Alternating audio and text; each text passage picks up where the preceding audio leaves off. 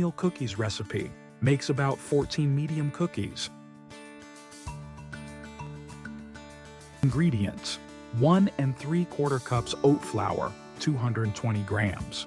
If you don't have oat flour, use old-fashioned rolled oats, preferably whole grain, and long cooking for a healthier result. Grind them in a blender, food processor, or coffee grinder until they become a fine flour. 1½ teaspoons baking powder, 7 grams. ½ teaspoon ground cinnamon, 2 grams. Skip it if you don't like cinnamon. 1 large egg. A pinch of salt. 1/3 cup granulated sugar, 80 grams. 7 tablespoons unsalted butter, softened, 100 grams. 1. Prepare the flour. If you're using oats instead of oat flour, grind them into a fine flour using a blender, food processor with blades, or a coffee grinder. 2. Mix dry ingredients. In a bowl, combine 1 3/4 cups of oat flour, 1½ teaspoons of baking powder, and ½ teaspoon of ground cinnamon, if using. Stir until evenly mixed. 3. Beat wet ingredients.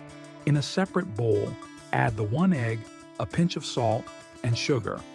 Lightly beat the mixture, just enough to help the sugar begin to dissolve. Do not overbeat. 4. Combine everything. Add the dry mixture and softened butter to the egg mixture. Stir until you get a smooth dough. The dough will be quite sticky. Chill, optional. You can refrigerate the dough briefly to firm it up, which makes it easier to handle. Alternatively, lightly wet your hands with cold water to keep the dough from sticking. 6. Form the cookies. Scoop out pieces of dough slightly larger than a walnut. Roll into a ball and gently flatten. Place on a baking sheet lined with parchment paper, leaving a little space between each cookie. They will expand slightly as they bake. 7. Bake.